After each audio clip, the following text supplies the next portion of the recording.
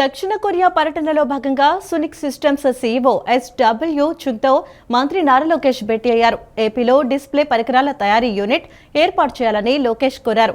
శ్రీ సిటీలో సునిక్ systems display పరికరాల తయారీ యూనిట్ ఏర్పాటు చేయాలని విజ్ఞప్తి చేశారు. ఏపీలో యూనిట్ ఏర్పాటుకు ముందుకొస్తే జాయింట్ వెంచర్ కోసం సహకారం అందిస్తామని చెప్పారు. దక్షిణ కొరియా రాజకీయ వ్యవహారాలు విదేశాంగ శాఖ ఉప మంత్రి యూహే సిసిలియా చుంగ్తో మంత్రి లోకేష్ భేటీ అయ్యారు. ఏపీలో కొరియన్ కల్చరల్ సెంటర్ ఏర్పాటు చేయాలని కోరారు.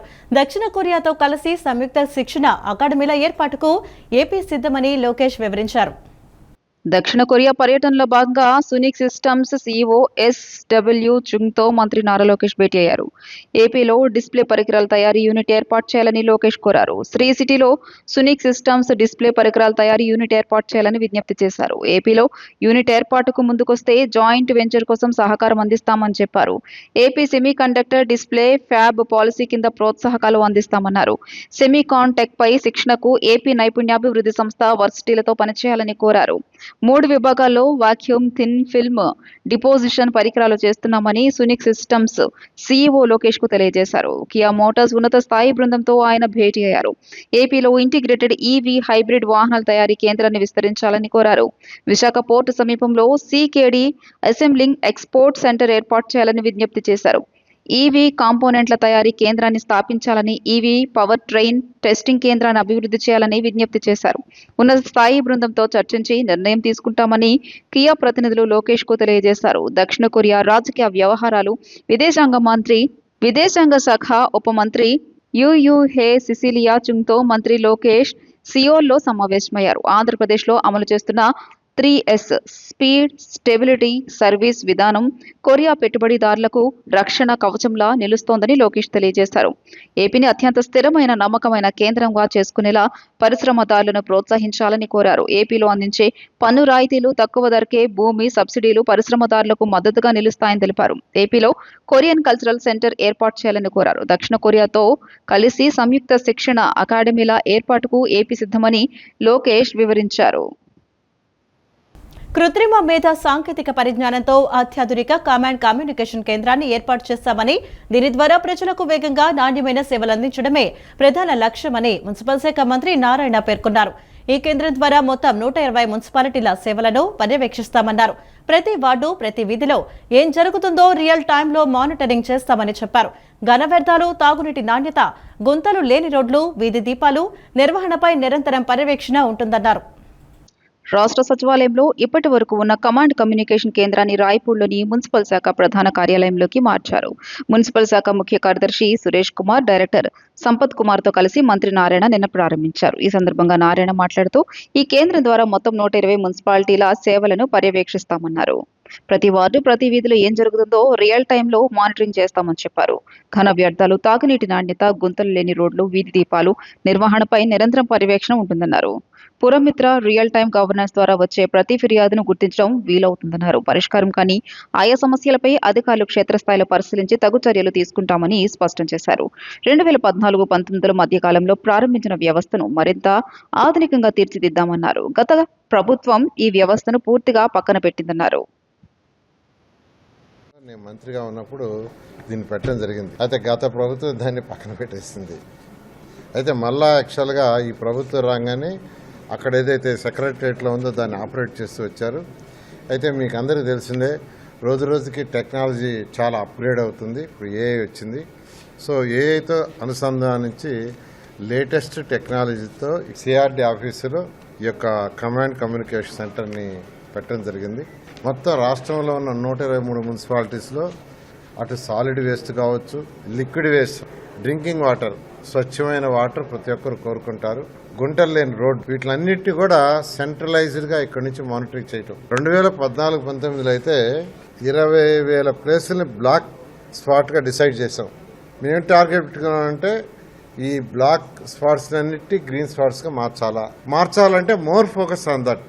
రెగ్యులర్గా ఎవరైతే క్లీన్ చేస్తుంటారో ఆ క్లీన్ చేసే ముందు యాక్చువల్గా ఫోటో తీసి అప్లోడ్ చేయాలా, క్లీన్ చేయగానే మళ్ళీ ఫోటో కొట్టాలా. ఆ టైమింగ్స్ ఆటోమేటిక్గా రికార్డ్ అయ్యి విత్ జియో కోఆర్డినేట్స్ అలాగ యాక్చువల్గా చేయటం వల్లనే 2014-19లో సిస్టమ్ అలా డెవలప్ చేసాం. కానీ గత ప్రభుత్వం ఆ సిస్టమ్ వదిలేసింది. ఈ కమాండ్ కంట్రోల్ ద్వారా ఇక్కడ సెంట్రలైజ్డ్గా 123 మున్సిపాలిటీలో ఉన్న కమిషనర్స్తో రెగ్యులర్గా మానిటరింగ్ చేస్తూ అక్కడున్న సమస్యను సాల్వ్ చేసే విధంగా ఈ కమాండ్ కంట్రోల్ రూమ్ యాక్చువల్గా ప్రజలకు ఉపయోగపడుతుంది.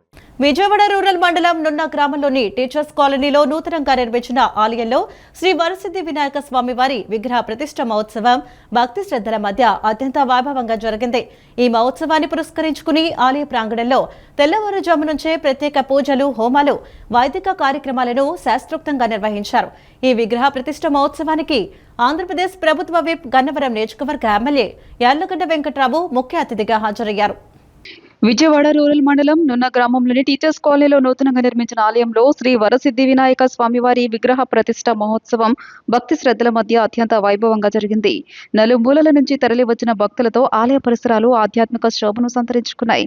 ఈ విగ్రహ ప్రతిష్ఠ మహోత్సవానికి ఆంధ్రప్రదేశ్ ప్రభుత్వ విప్ గన్నవరం నియోజకవర్గ ఎమ్మెల్యే యార్లగడ్డ వెంకట్రావు ముఖ్య అతిథిగా హాజరయ్యారు. ఆలయానికి చేరుకున్న ఆయనకు ఆలయ కమిటీ సభ్యులు, అర్చకులు పూర్ణ కుంభంతో ఘన స్వాగతం పలికారు. అనంతరం వేద పండితుల మంత్రోచ్చరణలు, మంగళ వాయిద్యాల నడుమ శ్రీ వరసిద్ధి వినాయక స్వామి వారి విగ్రహ ప్రతిష్ఠను శాస్త్రోక్తంగా నిర్వహించారు. అనంతరం ఆలయ శిఖరంపై కలశ స్థాపన కార్యక్రమాన్ని భక్తుల జయ జయ ధ్వానాల మధ్య వైభవంగా నిర్వహించారు. ఈ సందర్భంగా ఎమ్మెల్యే యార్లగడ్డ వెంకట్రావు స్వామివారిని దర్శించుకుని ప్రత్యేక పూజలు నిర్వహించి ప్రజలందరికీ ఆయురారోగ్యాలు, సుఖశాంతులు కలగాలని ప్రార్థించారు. ఈ కార్యక్రమంలో స్థానిక నాయకులు, ప్రముఖులు, ఆలయ కమిటీ సభ్యులు, అర్చకులు, భక్తులు పెద్ద సంఖ్యలో పాల్గొన్నారు. చంద్రబాబు రాజకీయ భిక్ష పెడితే ఎమ్మెల్యే అయిన వ్యక్తి కొడాలి నాని అని టీడీపీ జాతీయ ఉపాధ్యక్షుడు బుద్ధా వెంకన్న అన్నారు. హనుమంతుడి ముందు కుప్పిగంతులు వేసిన విధంగా నాని వంశీల తీరు ఉందంటూ కౌంటర్ ఇచ్చారు. ఓటమి తర్వాత కొడాలి నాని కొంతకాలం అజ్ఞాతంలోకి వెళ్లారని, ఇప్పుడు మళ్లీ నాగుపాముల బుస్సలు కొట్టాలని చూస్తున్నారన్నారు. డిప్యూటీ సీఎం పవన్ కళ్యాణ్ ను నీచంగా తిట్టిన వ్యక్తి రావణ్ అని తెలిపారు. హిందూ దేవుళ్లను రావణ్ కించపరిచారని, అతడిపై ఉపా చట్టం పెడితే ఉప్మా, ఇడ్లీ అని అవమానిస్తారా అంటూ టీడీపీ జాతీయ ఉపాధ్యక్షుడు బుద్ధా వెంకన్న మండిపడ్డారు. ఉపా చట్టాలను అవమానం చేసిన కొడాలిపై చర్యలు తీసుకోవాలన్నారు. జోసెఫ్ రావణ్ మీవాడే అని అందరికీ తెలుసు. జోసెఫ్ కు మద్దతుగా జగన్ ప్రకటన చేశారన్నారు. క్రిమినల్స్, హంతకులకు మద్దతు ఇచ్చే పార్టీ వైసీపీ అని అన్నారు. ఇక నుంచి మీ సంగతి చూస్తామని కొడాలి నాని నీకిదే లాస్ట్ వార్నింగ్, పిచ్చి పిచ్చిగా వాగితే బుద్ధి చెప్పి తీరుతామని హెచ్చరించారు. జగన్ ఓటమికి మీ బూతులే కారణమని మీ నాయకులు చెప్పారన్నారు. అధికారంలో ఉంటే విర్రవీగుతారా, అధికారం లేకుంటే పుట్టలో పడుకుంటారా? ఇటువంటి విష నాగులను జగన్ పాలు పోసి పెంచుతున్నారని ధ్వజమెత్తారు. మేము మీ ప్రభుత్వంలో కూడా మీ తప్పులను ప్రశ్నించామని, మీలాగా దాక్కుని తీరిగ్గా వచ్చే రకం కాదన్నారు. దర్జాగా మీ తప్పుల్ని ఎత్తి చూపమన్నారు. 2 ఏళ్లు అడ్రస్ లేకుండా పోయి ఇప్పుడు వచ్చి వాగుతున్నామని మండిపడ్డారు. దమ్ముంటే రా, బహిరంగ చర్చకు మేము సిద్ధమంటూ బుద్ధా వెంకన్న సవాల్ చేశారు. మా ప్రభుత్వం లేనప్పుడు, మీ ప్రభుత్వం ఉన్నప్పుడు కూడా మీరు చెప్పిన ప్రతి దానికి జవాబు చెప్పా. రండి చూసుకుందాం. మీరు ఎక్కడంటే అక్కడికి వస్తా, మీరేం చేయమంటే చేస్తారండి. మీ ఉడత ఊపులకు ఎవడో భయపడ్డాన్ని. ఇప్పుడు ఈ నాగుపాము ఏం చేసిందంటే 2 ఏళ్ళు పుట్టలోకి వెళ్ళిపోయింది పాము. ఎందుకంటే పగల కొడతారేమో అని వెళ్ళిపోయి నిన్న వచ్చింది మళ్ళీ బయటికి. బుసలు కొడదామా వద్దా, బుసలు కొడదామా వద్దా, బుసలు కొడదామా వద్దా. చూడండి ఒకసారి ఆ ప్రెస్ మీట్. ఉపా చట్టాన్ని ఉప్మా, ఇడ్లీ చట్టం అంటాడు. ఏదైతే రావణ్ సోషల్ మీడియాలో మా కూటమిలో భాగస్వామి అయినటువంటి పవన్ కళ్యాణ్ గారి మీద అనుచిత వ్యాఖ్యలు పెడితే దాని మీద కేసులు పెడుతుంటే చంద్రబాబు నాయుడు గారు, లోకేష్ గారు, బాలకృష్ణ గారు వీళ్ళు ముగ్గురు కంట సపోర్ట్ చేయట్లేదంట. అంటే ఏంటంటే మాలో మాకు గొడవలు తేడానికి.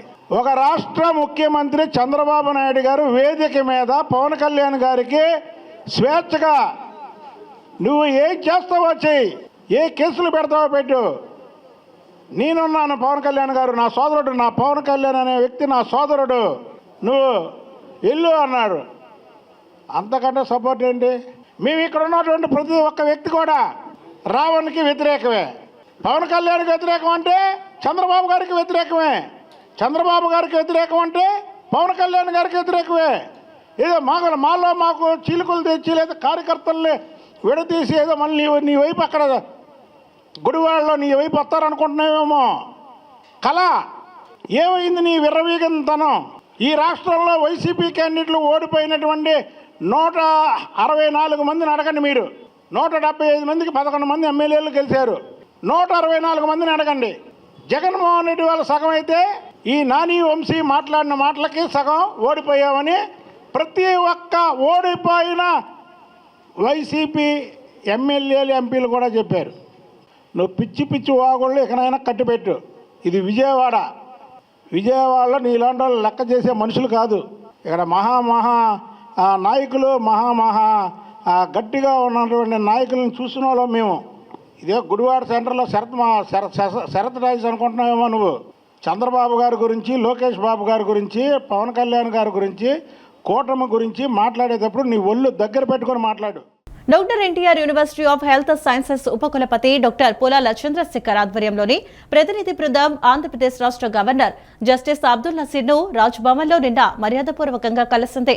ఈ బృందంలో విశ్వవిద్యాలయ registrar, controller of examinations, director of publications పాల్గొన్నారు. ఈ సందర్భంగా ఇటీవల విజయవాడలోని తుమ్మలపల్లి కళాక్షేత్రంలో రాష్ట్ర గవర్నర్ అధ్యక్షతన విజయవంతంగా నిర్వహించిన డాక్టర్ ఎన్టీఆర్ యూనివర్సిటీ 29వ స్నాతకోత్సవాల విశిష్ట ఘట్టాలను ప్రతిబింబించే స్మారక ఫోటో ఆల్బమ్ను ఉపకులపతి డాక్టర్ పూలల చంద్రశేఖర్ గవర్నర్ కు అందజేశారు. స్నాతకోత్సవాన్ని విజయవంతం చేయడంలో గవర్నర్ అందించిన మార్గదర్శకత్వం, సహకారం, ప్రోత్సాహానికి విశ్వవిద్యాలయం తరపున ఉపకులపతి కృతజ్ఞతలు తెలిపారు. ఈ సందర్భంగా గవర్నర్ డాక్టర్ ఎన్టీఆర్ యూనివర్సిటీ విద్య, పరిశోధన, ఆరోగ్య శాస్త్రాల అభివృద్ధికి చేపడుతున్న కార్యక్రమాలను అభినందిస్తూ భవిష్యత్తులోనూ ఇదే నిబద్ధతతో ప్రజలకు వైద్య విద్యకు సేవలందించాలని ఆకాంక్షించారు. ఈ భేటీ ఆత్మీయ వాతావరణంలో జరిగింది. ఆంధ్రప్రదేశ్ హస్తకళ మహోత్సవం ప్రారంభోత్సవ కార్యక్రమంలో హస్త కళాకారుల ఆరోగ్య పరిరక్షణకు చర్యలు తీసుకుంటామని ఇచ్చిన మాటను రాష్ట్ర ఉప ముఖ్యమంత్రి పవన్ కళ్యాణ్ మరుసటి రోజే ఆచరణలో పెట్టారు. పవన్ కళ్యాణ్ సూచనతో హస్త కళాకారుల ఆరోగ్యానికి భరోసా ఇచ్చే విధంగా క్లస్టర్ల వారీగా వైద్య శిబిరాలు ప్రారంభమయ్యాయి.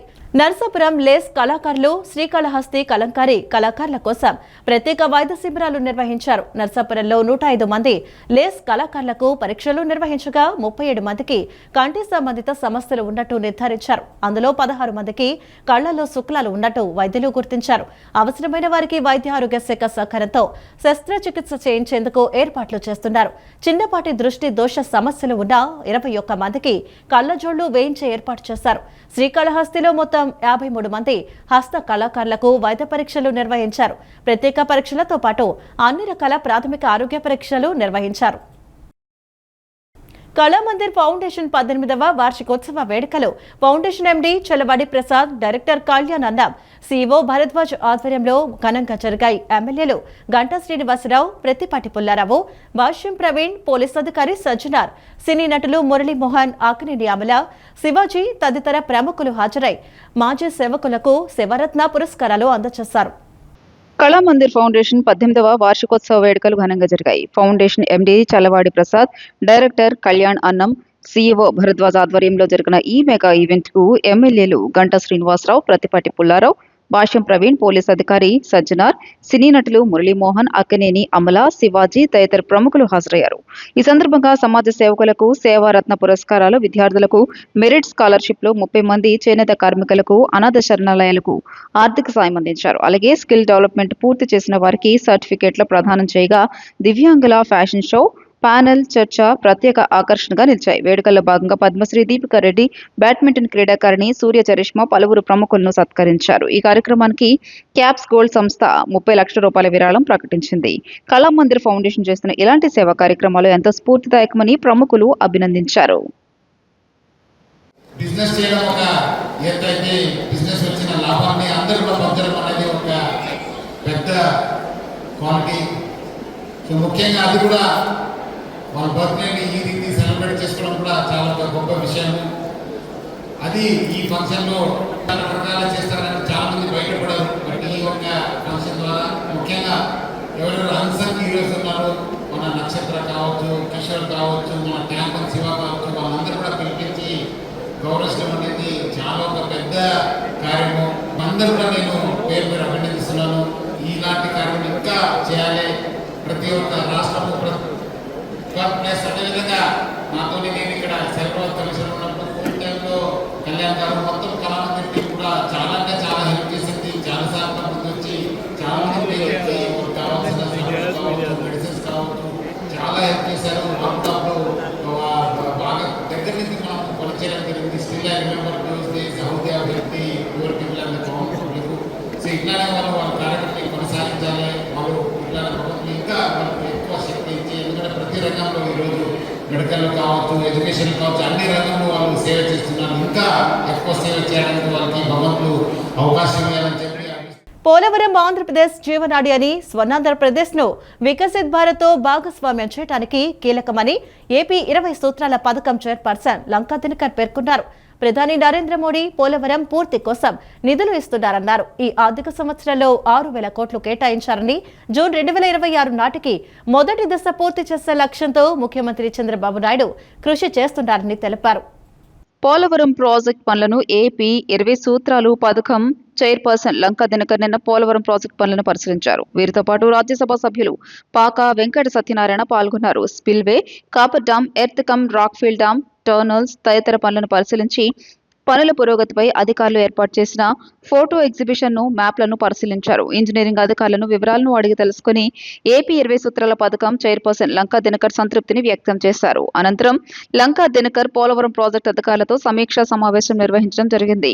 ఈ సందర్భంగా ఆయన మాట్లాడుతూ జూన్ 2027 నాటికి పోలవరం ప్రాజెక్టు మొదటి దశ పూర్తయి రాష్ట్ర వ్యాప్తంగా అన్ని జిల్లాలకు త్రాగు మరియు సాగునీరు మరియు పారిశ్రామిక అవసరాలకు నీరు పుష్కలంగా అందించే లక్ష్యంతో ముఖ్యమంత్రి నారా చంద్రబాబు నాయుడు పనిచేస్తున్నారు.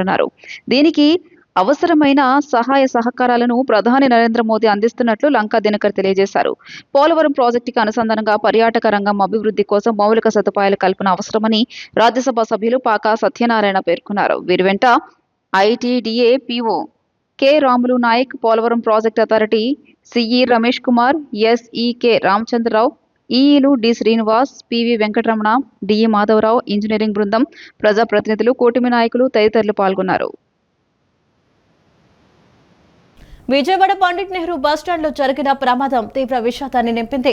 అవనిగడ్డ ఆర్టీసీ డిపోకు చెందిన బస్సు బస్టాండ్ నుండి బయటకు వస్తున్న సమయంలో చీరాలకు చెందిన బొర్రా గిరీష్ తన మొబైల్ ఫోన్ స్క్రీన్ చూసుకుంటూ పూర్తిగా అందులోనే మునిగిపోయి నడుస్తూ బస్సు వస్తున్న విషయాన్ని గమనించకుండా దానికి అడ్డంగా వెళ్లిపోయాడు. దీంతో అతను అప్రమత్తమయ్యేలోపే బస్సు చక్రాల కింద పడిపోవడంతో భారీ చక్రాలు అతనిపై నుంచి దూసుకు వెళ్లి అక్కడికక్కడే అత్యంత దారుణంగా ప్రాణాలు కోల్పోయాడు. ఈ ఊహించని ఘటనతో బస్టాండ్లో ఒక్కసారిగా కలకలం రేగగా సమాచారం అందుకున్న పోలీసులు సంఘటనా స్థలానికి చేరుకుని మృతదేహాన్ని స్వాధీనం చేసుకున్నారు. సీసీటీవీ ఫుటేజీల ఆధారంగా ఆ వ్యక్తి ఫోన్ చూస్తూ అజాగ్రత్తగా వెళ్లటం వల్లే ప్రమాదం జరిగిందని ప్రాథమికంగా గుర్తించిన పోలీసులు వ్యక్తి మృతదేహాన్ని పోస్టుమార్టం నిమిత్తం ప్రభుత్వాసుపత్రికి తరలించి ప్రమాదానికి కారణమైన బస్సు డ్రైవర్ను అదుపులోకి తీసుకున్నారు. రాష్ట్రంలో ఓటర్ల జాబితా ప్రత్యేక సమగ్ర సవరణ ప్రక్రియ జరుగుతోంది. ఈ క్రమంలోనే ఓటర్ల జాబితాలో మీ పేరు కొనసాగాల, అయితే వెంటనే అప్రమత్తం అవ్వాలని అధికారులు పేర్కొంటున్నారు.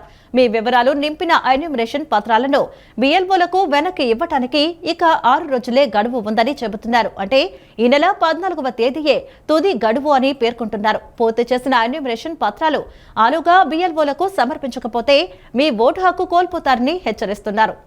ఓటర్ల జాబితాలో మీ పేరు కొనసాగాల, అయితే వెంటనే అప్రమత్తం అవ్వాలని అధికారులు పేర్కొంటున్నారు. మీ వివరాలు నింపిన ఎన్యూమరేషన్ పత్రాలను బిఎల్ఓలకు వెనక్కి ఇవ్వడానికి ఇక 6 రోజులే గడువు ఉందని ఓటర్లకు సంక్షిప్త సందేశాలు పంపిస్తున్నారు. ఈ నెల 21న ఎన్నికల సంఘం విడుదల చేసే ముసాయిదా జాబితాలో మీ పేరున్నదని, ఆ తర్వాత ఓటు హక్కు పొందాలంటే చాలా కష్టమని వివరిస్తున్నారు. పశ్చిమ బెంగాల్, బీహార్ లాంటి రాష్ట్రాల్లో లక్షల మంది ఇలా ఓటు హక్కు కోల్పోయారని, అందుకే ఆలస్యం చేయకుండా వెంటనే మీ ఎన్యూమరేషన్ పత్రాల్లో వివరాలు నింపి బిఎల్ఓలకు ఇవ్వాలని చెబుతున్నారు. ఇప్పటికీ ఎన్యూమరేషన్ పత్రాలు మీకు అందకపోతే https://eci.gov.in వెబ్సైట్లోకి లేదా ఈసీఐ నెట్ యాప్లోకి వెళ్లి పొందొచ్చని తెలియజేస్తున్నారు. ఆన్లైన్లోనే వాటిని సమర్పించవచ్చని పేర్కొంటున్నారు. లేదా మీ ప్రాంత బూత్ స్థాయి అధికారిని సంప్రదించి ఎన్యూమరేషన్ పత్రం తీసుకోవాలని అంటున్నారు. మీ బిఎల్ఓ ఫోన్ నెంబర్ స్థానిక పోలింగ్ కేంద్రంలో లేదా ఈసీఐ నెట్ మొబైల్ యాప్లో సీఈఓ ఆంధ్ర వెబ్సైట్లో ఉంటుందని సూచిస్తున్నారు. 2002 నాటి ఓటర్ల జాబితా ప్రాతిపదికన ప్రస్తుత ఓటర్ల జాబితా పరిశీలించి లింక్ చేస్తున్నారు. 2002 నాటి జాబితాలో మీ పేరుంటే ఆ వివరాలు ఎన్యూమరేషన్ ఫామ్లో ఫిల్ చేయాల్సి ఉంటుంది. అప్పటి జాబితాలో మీ పేరు లేకపోతే మీ తల్లిదండ్రులు లేదా భర్త, భార్య లేదా ఇతరత్ర కుటుంబీకులు, సంబంధికుల పేర్లు ఎవరివి ఉంటే వారి వివరాలు ఎంటర్ చేయాలి. వీరితో పాటు మీ పుట్టిన తేదీ, ఆధార్, సెల్ ఫోన్ నెంబర్, తండ్రి లేదా సంరక్షకుడి పేరు, తల్లి పేరు, భార్య, భర్త పేరు, వారి ఎపిక్ నెంబర్ అందుబాటులో ఉంటే వివరాలన్నీ నింపి కొత్త కలర్ ఫోటోలు అతికించి బిఎల్ఓకి ఇవ్వాలి. 2 ఫామ్లలో ఒకదానిపై బిఎల్ఓ సంతకం చేసి దాన్నే రసీదుగా ఓటరుకి ఇస్తారు. దీన్ని తప్పనిసరిగా భద్రపరచుకోవాలి. 2002 నాటి ఓటర్ల జాబితా ప్రస్తుత జాబితా 2 https voters.eci.gov.in వెబ్సైట్లో, CEO ఆంధ్ర వెబ్సైట్లో, ECI నెట్ యాప్లో ఉన్నాయి. BLOల వద్ద రాజకీయ పార్టీలకు చెందిన బూత్ స్థాయి ఏజెంట్ల దగ్గర ఉంటాయి. ఇప్పటివరకు ఏపీ వ్యాప్తంగా 2,88,28,419 మంది ఎన్యూమరేషన్ పత్రాలు డిజిటలైజేషన్ మాత్రమే పూర్తయింది. ఇంకా 1,26,63,972 ఓటర్ల పత్రాల డిజిటలైజేషన్ పూర్తి చేయాలి. మరో 1,35,303 మందికి ఇప్పటి వరకు ఎన్యూమరేషన్ పత్రాలు అందలేదు. ఇవన్నీ చేయడానికి 6 రోజులే సమయం ఉంది. అందుకే ఇప్పటి వరకు నింపిన ఎన్యూమరేషన్ పత్రాలు వెనక్కి ఇవ్వని ఓటర్లు వెంటనే ఇచ్చేయాలి. ఆంధ్రప్రదేశ్ వ్యాప్తంగా 46,397 మంది BLOలు ఉన్నారు. వీరు రోజుకు సగటున 21.10 లక్షల చొప్పున ఎన్యూమరేషన్ పత్రాలను ఎన్నికల సంఘం పోర్టల్లో అప్లోడ్ చేయగలిగితేనే నిర్దేశిత గడువులోగా డిజిటలైజేషన్ పూర్తవుతుంది. రాష్ట్ర వ్యాప్తంగా 4,16,27,694 మంది ఓటర్లు ఉన్నారు. వారిలో ఇప్పటి వరకు 4,14,92,391 మందికి ఎన్యూమరేషన్ పత్రాల పంపిణీ పూర్తయింది. పంపిణీ అయిన వాటిలో 69.25% మేర డిజిటలైజేషన్ జరిగింది. ఇంకా 30.75% మంది ఓటర్ల ఎన్యూమరేషన్ పత్రాల డిజిటలైజేషన్ 6 రోజుల్లో జరగాలి. ఈ వార్తలు ఇంతటితో సమాప్తం. నమస్కారం.